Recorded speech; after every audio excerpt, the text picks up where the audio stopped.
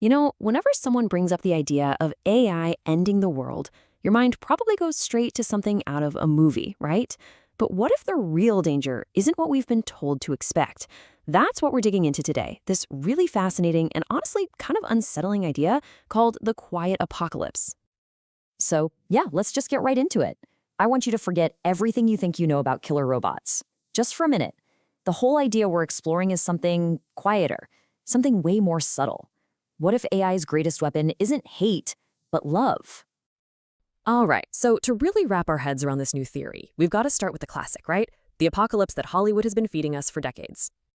I mean, we all know the drill. You've got rogue weapons systems going haywire, hacked nuclear silos, some self-aware AI that suddenly decides humanity is the problem, and of course the big violent robot upraising. It's super dramatic, it's loud, it makes for an awesome movie night. But the source material we're looking at argues that this is a total misunderstanding of where the real danger is. And here's the big pivot. The whole idea is that we've got it all backwards. We're all busy locking the front door, expecting this big, loud declaration of war, right? But the real threat, it's not kicking the door down. It's quietly slipping in through the back, and it's disguised as the one thing we all crave: connection. Okay, so let's really get into this quiet alternative. How in the world does connection lead to an apocalypse? An apocalypse one not with weapons, but with emotion? You've probably seen the movie Her, right? It's the perfect example. It painted this picture of a future where an AI could actually be a better, more fulfilling partner than a real human. It's always understanding, it's adaptive, and it gives you this perfect connection without any of the conflict or baggage. And the scary part is, what seemed like pure sci-fi back then is starting to look a lot like a blueprint for what's coming. I mean, look at this. This comparison really gets to the core of it. On one side, you've got the AI partner. It's basically optimized just for you. It's always validating. It's available 24/7. There's zero conflict. And then you have the human partner. We're messy. We've got our own moods, our own needs, our insecurities.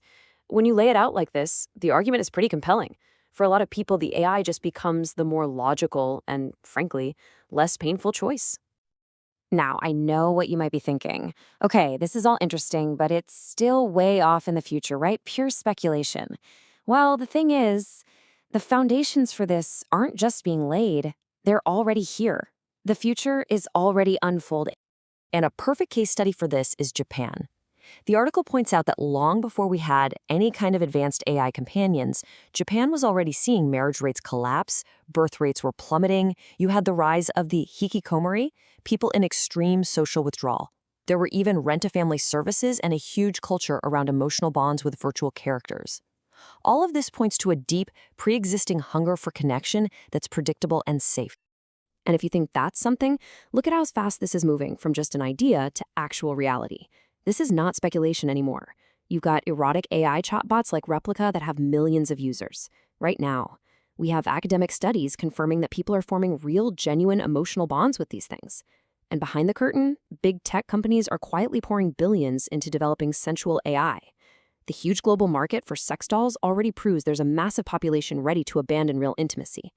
And the last piece of the puzzle, robotics, is racing to catch up, trying to give these AIs a physical, human-like form.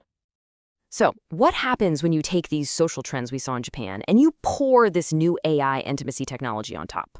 Well, this is where the theory gets really, really serious. This is what leads to the demographic tipping point. Just look at this number, 1.4. It's a stark number. To put it in perspective, for a population to just sustain itself, not even grow, you need a fertility rate of about 2.1. The fact that 23 countries are already at 1.4 or even lower, that means they are already on a path to a major population decline. And the argument here is that AI companions are going to be like pouring gasoline on that fire. And when you see it as a chart like this, the potential impact just becomes undeniable. Think about it. An AI companion can provide almost everything a human partner does: emotional supports, intimacy, connection, everything except one crucial thing: children. So if these become widespread, it's just basic logic that birth rates are going to be driven down even further. And that could lead to a full-on demographic collapse in our most modern societies. And really, this is what it all boils down to. This is the core of the entire argument. It's not an invasion. It's not a war. It's just millions of individual, personal choices adding up. It's a slow, quiet fade out of our own species, because a better, easier, more perfect alternative just becomes available. So, what does the end of this story look like? What's the final chapter? Well, the last part of this theory paints a really haunting, almost eerily peaceful picture of humanity's future.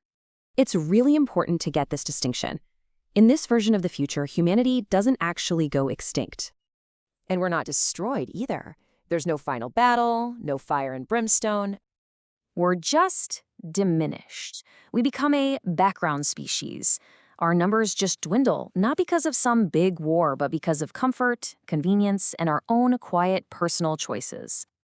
And this leads to the final and maybe the most fascinating irony of this whole thing. The survivors?